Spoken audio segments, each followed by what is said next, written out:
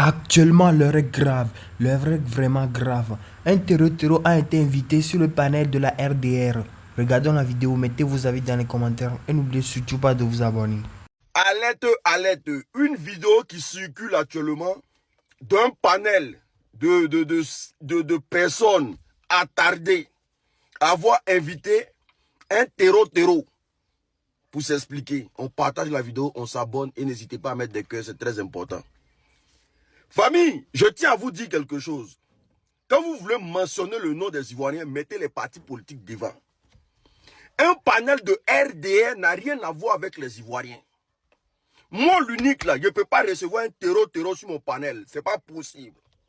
Mais quels sont ces gens-là qui vont toujours donner de la force à ces panels obscurs là? Mais c'est vous-même les gens de l'AES. Parce que quand nous on lance les lives ici, là, on vous attend juste pour partager. Ce n'est pas possible. Mais vous partez toujours donner de la force. Vous partez toujours donner de l'audience à ce genre de panel-là. Vous êtes tous abonnés là-bas. C'est pour ça que vous avez le courage d'aller voir. Et le RDR vous manipule. Quand il y a eu attaque au Mali, là, ce sont les mêmes qui se sont sortis ici. Korole, Makoso et autres. Ils sont sortis pour dire qu'on condamne les attaques terreau au Mali. Et les mêmes encore reçoivent un terreau sur le panel. Pour se moquer de vous. Pour rendre votre malheur plat.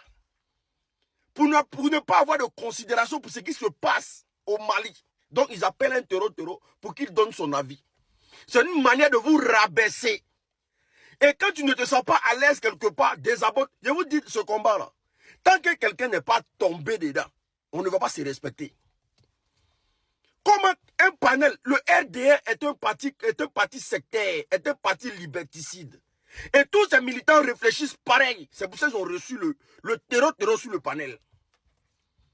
Et je vois des militants je vois des gens de l'AES qui montent, qui veulent s'exprimer, qui veulent prouver quoi, je ne sais pas. Il faut faire très attention où vous mettez vos pieds. On est ensemble. L'ampleur des attaques coordonnées du 25 avril 2026 interroge toujours. Des Cailles, Bamako, Sévaré au centre, Kona, non loin de Sévaré, Gao, Kidal, toutes ces attaques coordonnées, à peu près suivies de quelques minutes d'intervalle, tout au plus quelques heures, toutes ces attaques coordonnées soulèvent beaucoup d'interrogations. Beaucoup d'analystes politiques se sont posé la question, même des analystes géopolitiques, comment est-ce toutes ces attaques ont pu être coordonnées à la fois? Est-ce qu'il n'y a pas eu une assistance extérieure très remarquable? C'est là que, dans nos recherches, nous avons découvert qu'il y a un avion espion qui était tout au long de la frontière Mali-Côte d'Ivoire. Or, nous savons qu'il n'y a pas longtemps, la jet française a effectué un exercice militaire en territoire ivoirien. D'autres pays ont effectué un exercice militaire là-bas. Cet exercice militaire, je pense, a servi de couverture à quelque chose. Il s'agit d'un avion espion qui pouvait bien sûr être comme un PC, un poste de commandement, suivre les actions, surtout à ce niveau, essayer de coordonner qu'est-ce qui s'est passé. L'avion espion, ça interroge beaucoup et vous pouvez vous renseigner. Pendant qu'il y avait les attaques en cours, il y avait un avion espion, mais qui n'était pas en territoire malien, qui lorgnait la frontière un peu du côté de la Côte d'Ivoire, qui a vraiment duré dans ça. Nos recherches nous ont conduit jusqu'à cet avion. Pourquoi? Que cherchait cet avion? Ce n'est pas que l'avion là qui pose question, qui nous renvoie vraiment à des pistes extérieures. Puisque les dirigeants de l'AES ont parlé des sponsors étatiques étrangers, des pays qui ont directement soutenu. Ah oui, qui ont soutenu les groupes armés terreau. Et d'ailleurs, les financements, une telle opération, ça mobilise combien? Parce qu'il s'agit de 12 000 hommes qui ont été mobilisés du côté ennemi. 12 000 hommes, chacun est payé à combien? La prime c'est combien? Nous savons que certains qui ont été pris dans leur sac, on a trouvé quelque chose comme ça. Mais même si on faisait un petit calcul, si chacun devait recevoir 200 000 francs, j'ai dit seulement 200 000 francs CFA, un truc de 300 € comme ça, 200 000 francs CFA, si c'est 10 000 personnes, on se retrouve à 2 milliards. 2 milliards, c'est plus de 3 millions d'euros quand même. Or, nous n'étions pas à 10 000 hommes, nous étions à 12 000 hommes. Alors, qui a réglé la facture? On parle de quelque chose. J'ai dit 200 000 minimum. Imaginez tous les chefs qui ont été mobilisés. S'ils doivent percevoir les 1 million, 2 millions, c'est une opération qui aurait mobilisé. Alors, si on prend compte de ce que les chefs ont dit gagner, rien que les primes des combattants et autres, ça dépasse les 4 milliards, 5 milliards de francs CFA. Qui a réglé la facture? Ensuite, la logistique. Vous savez qu'on a détruit plus de 100 véhicules. Plus de 100 véhicules ont été détruits. Et imaginez, considérez la valeur d'un véhicule au moins autour, le minimum autour de 20 millions. Là aussi, on est à 2 milliards. Si au moins le véhicule c'est 20 millions, 100 véhicules c'est 2 milliards. Ça c'est les véhicules qui ont été détruits. Une opération pour perdre, jeter à l'eau 2 milliards. Imaginez tous les véhicules qui ont été mobilisés. Ça coûte combien? Et ensuite, les carburants qu'on a dû mettre dans chacun des véhicules et au niveau des motos, nous nous retrouvons en ce moment à plus de 10 milliards. Qui a réglé la facture? C'est là que vous allez voir une main étrangère. Ce n'est pas quelqu'un qui a moto à qui on dit bon, prends Kalachnikov. Il n'a même pas les moyens de s'acheter une Kalachnikov. C'est un tel fusil, ce n'est pas moins de 1 000 €. Marché noir, 800, peut-être 900 €, c'est ce qu'on dit. Mais ce n'est pas moins de 1 000 €. Or, ils avaient d'autres types de fusils. Imaginez combien de fusils 12-7 ils ont amenés. Combien de drones ont été mobilisés. La facture, c'est combien? Rien que fusil et drones. Pour 12 000 hommes, on se retrouve à combien? Là aussi, on fait un petit calcul. Fusil, 800 €, on prend ça le minimum. 800 € en CFA, ça va faire 524 000 francs CFA. Pour 12 000 hommes, ça va faire 6 milliards 288 millions de francs CFA. 6 milliards. Qui a mobilisé ces fonds? Qui a réglé la facture? Là, on ne parle même pas de carburant. Les drones, si on calcule ça aussi, nous sommes autour des milliards investis dans les drones, les carburants. Qui a réglé la facture de tout ça? Ce ne sont pas ces gens. Il s'agit de... On se retrouve avec une opération qui a coûté plus de 20 milliards de francs CFA. Plus de 20 milliards.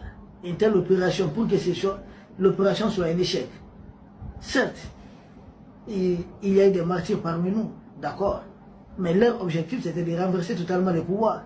C'est ayant échoué, étant frustré, que la jeune française a ordonné à ses terreaux de procéder à des blocus, selon les blocus de Bamako. J'ai dit, mais vous avez échoué à empêcher le carburant de venir. Blocus de Bamako, ça c'est une question de temps. Quelques jours, c'est aujourd'hui, demain. Nos forces de défense et de sécurité vont commencer à les nettoyer. Pour ça, quand même, panique zéro. Donc, quand on regarde ces financements colossaux qui ont été mobilisés, tous ces matériels, la logistique, la coordination, nous avons parlé d'un avion espion, nous nous rendons compte qu'il y a bel et bien une implication extérieure. D'ailleurs, leur excellence, c'est-à-dire son excellence le président Ibrahim Traoré, son excellence le président Assimi Goïta, ont tour à tour répété qu'il y a une implication extérieure pour coordonner ces attaques. Dans le cas de ce qui s'est passé le 25 avril 2026, ici au Mali. Ce n'est pas fini. Lors du forum sur la sécurité à Dakar il n'y a pas longtemps, les ministres des Affaires étrangères des pays de l'Est, principalement ceux du Mali et du Niger, avaient pointé du doigt la complicité de certains pays voisins dans le cadre de déstabilisation des pays de l'Est. Certains pays voisins avaient été directement pointés du doigt d'abriter les bases terroristes qui attaquent pour attaquer les pays de l'Est. Les deux ministres des Affaires étrangères en avaient parlé. D'ailleurs, en marge du même forum de Dakar sur la sécurité, les ministres des Affaires étrangères du Mali avaient dit, je cite, « Nous voyons certains pays voisins donner refuge à des groupes terroristes, les aider ou accepter des forces hostiles qui mènent des attaques contre nous. » Fin de citation. Donc l'implication étrangère, les pays de l'Est le savent il y a longtemps. Mais tout ce que moi j'ai tout le temps réclamé, c'est d'établir la réciprocité. Vous nous déstabilisez, nous vous déstabiliserons.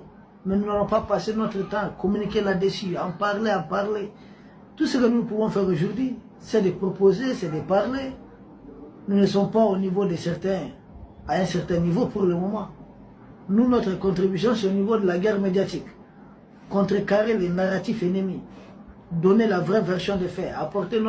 Faire notre part d'analyse sur des sujets, des thématiques, en tout cas des sujets bien précis. Voici ce qu'on peut faire actuellement. Nous ne pouvons pas nous substituer aux autorités. Mais nous proposons. Parce qu'entre les États, il n'y a que question d'intérêt. Et quand tu me déstabilises, je te déstabilise. Tu tires sur moi, je tire sur toi. L'Iran vient de donner les meilleurs exemples. Et ils ont tenu l'oncle Sam au respect.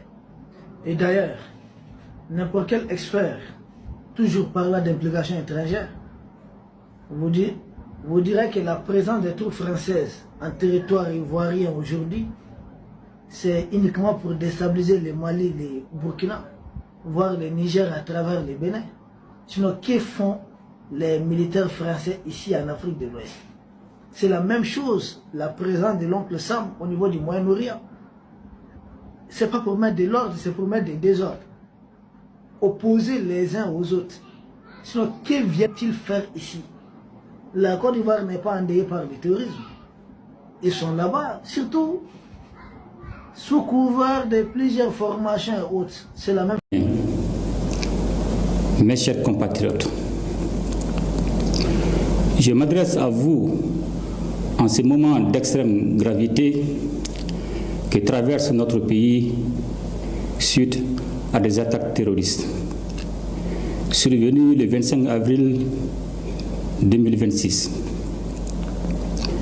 Ces attaques complexes, coordonnées et simultanées, ont visé les localités de Bamako, Kati, Kona, Mopti, Gao et Kidal.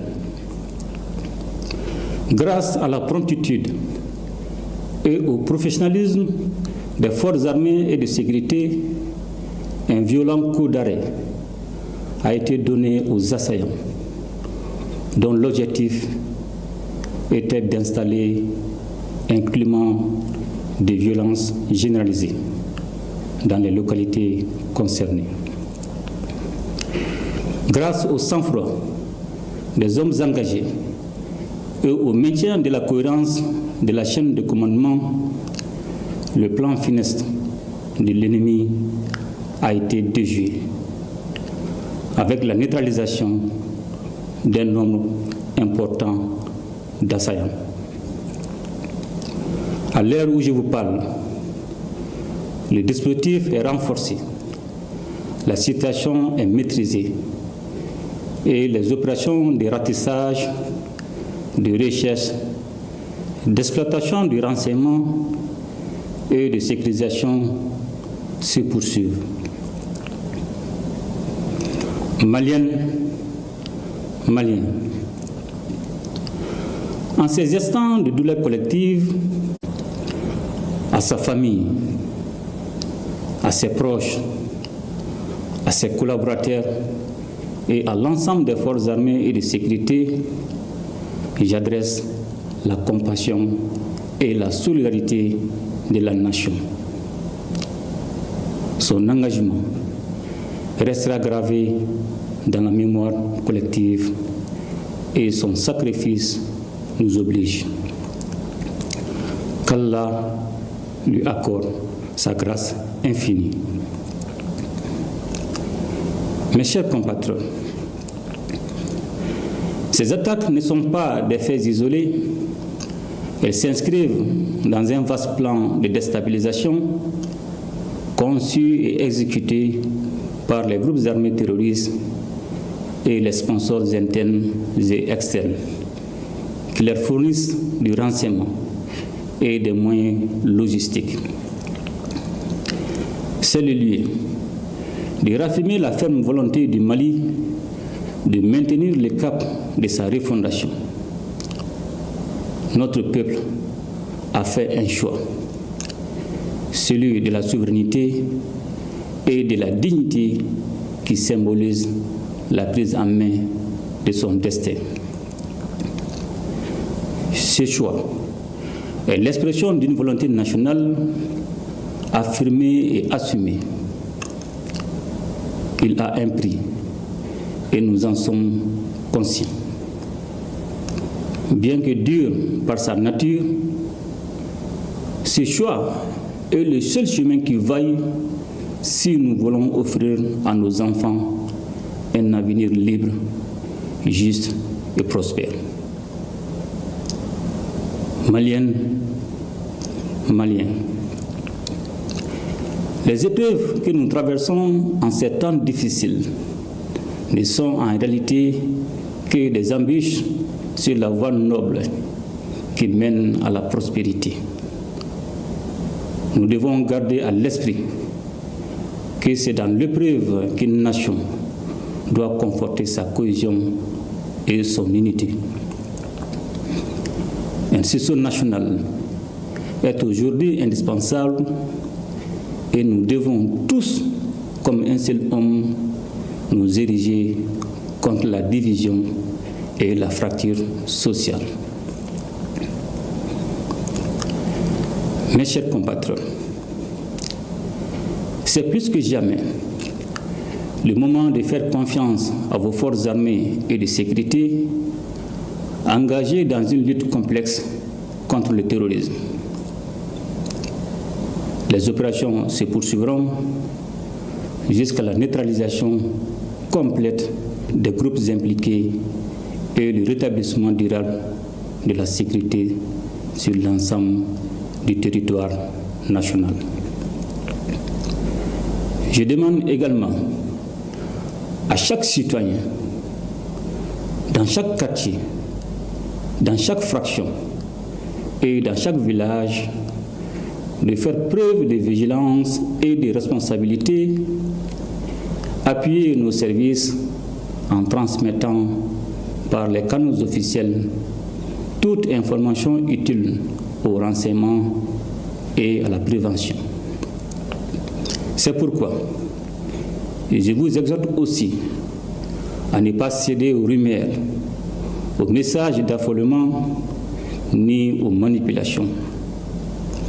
Par ces temps qui courent, la désinformation peut devenir une arme au service des terroristes. Le Mali a besoin de lucidité et non de panique. Je salue, en cette circonstance, la synergie d'action au sein de la Confédération des États du Sahel, dont la force unifiée œuvre sans relâche à la pacification de notre espace. Je tiens également à reconnaître la qualité de la coopération avec nos partenaires stratégiques, notamment la Fédération de Russie. J'ai instruit le gouvernement de prendre toutes les mesures nécessaires pour renforcer l'assistance aux victimes, soutenir les familles endeuillées et accompagner les blessés. La solidarité nationale ne doit pas être un vain mot. Elle doit être un geste, une présence, un soutien concret. Aucune violence, aucune intimidation, encore moins des tentatives désespérées de déstabilisation ne sauront inverser la marche de notre pays. La refondation se poursuivra, La souveraineté se consolidera. Notre peuple, debout et résilient comme jamais, triomphera de cette épreuve. Qu'Allah bénisse le Mali et protège les Maliens. Je vous remercie. Lors de l'attaque, on n'a pas, en tout cas officiellement, on n'a pas vu ni le Niger ni le Burkina venir au soutien du Mali dans cette période-là. Est-ce que vous confirmez, et si c'est le cas, qu'est-ce que cela, comment on peut interpréter cela? Parce que vous êtes tous réunis au sein de l'AES et tout. Très bien. En 30 secondes, rapidement. Si vous voulez comprendre la réalité du Mali et du Sahel, il faut fermer les médias occidentaux et ouvrir les esprits, parce qu'ils ne font que raconter des inepties. Ils ne savent pas quelles sont les opérations menées par l'armée de l'air du Burkina Faso, notamment à Sévaré, au centre du Mali, qui est proche du Burkina. Ils ne savent pas quelle a été la réaction de l'armée de l'air du Niger, notamment à Gao. Mais malgré tout, ils continuent. Non, Abdounian, moi je pense que malheureusement, on n'a plus de minutes. Malheureusement, c'est pour que vous puissiez nous donner les informations. Malheureusement, on n'a plus de minutes. Abdounian, je voudrais vous remercier d'avoir répondu à notre invitation. On aura l'opportunité très certainement d'approfondir la discussion. Merci, monsieur, pour vos analyses et vos contributions. On va passer tout de suite au grand duel. Merci à vous pour l'honneur et la considération. Vous voyez, c'est ça qu'on appelle la méchanceté. C'est ça qu'on appelle l'hypocrisie. Vous avez dit, dans l'attaque du Mali, là, le Burkina n'a pas intervenu, le Niger n'a pas intervenu. Maintenant qu'ils sont en train de vous montrer que le Burkina a intervenu militairement, le Niger a intervenu militairement, vous coupez le monsieur pourquoi? Vous le coupez pourquoi? Parce qu'il est en train de dire la vérité? Parce qu'il a dit que le Burkina Faso a intervenu militairement? Parce qu'il a dit que le Niger a intervenu militairement? Donc vous ne voulez pas entendre ça là. C'est la méchanceté ça là. C'est de l'hypocrisie pure. Vous êtes là sur les réseaux sociaux. Le Burkina Faso n'a pas intervenu dans l'attaque du Mali. Le Niger n'a pas intervenu dans l'attaque du Mali. Maintenant qu'ils sont en train de vous montrer par A plus B que le Burkina Faso a intervenu militairement, le Niger a intervenu militairement, vous coupez le monsieur maintenant. C'est pourquoi. Donc la vérité là, vous ne voulez pas entendre ça là. La vérité, ça vous fait mal. Pourquoi vous êtes méchant comme ça? Pourquoi l'homme noir même est méchant comme ça? Pourquoi l'homme noir est méchant? Donc tout ce que vous voulez entendre seulement là, que les pays de l'AES là, ils se mettent en guerre. C'est ce qui vous intéresse. Mais comprenez très bien, l'AES c'est un état digne, respectueux, solide. Ils se soutiennent entre eux. On n'a pas besoin des cris des Maliens pour sauter à leur secours. Dès qu'on entend seulement qu'il y a quelque chose là-bas, directement on vole à leur secours. C'est de ça qu'il s'agit. L'AES se respecte. L'AES est un état digne, respectueux. L'AES se soutient. On se serre les coudes. Ce que vous voulez entendre seulement, si le monsieur avait dit que non, le Burkina n'a pas intervenu, le Niger n'a pas intervenu, ils allaient laisser le monsieur là continuer. Est-ce que vous comprenez? Si le monsieur Abdoul Niang avait dit que le Burkina Faso n'a pas intervenu, le Niger n'a pas intervenu, ils allaient laisser le monsieur là continuer. Mais comme le monsieur est en train de montrer par A plus B que le Burkina Faso a intervenu militairement, le Niger a intervenu militairement, on lui coupe la parole en même temps. Vous êtes des bandes de soyez, des bandes de tarés. Ouais. Moi-même, je suis d'accord. Vous voyez à quel point l'homme noir même est méchant avec ses proches. C'est fort. Ouais. Famille, donnez-moi vos avis dans les commentaires. Ça me dépasse.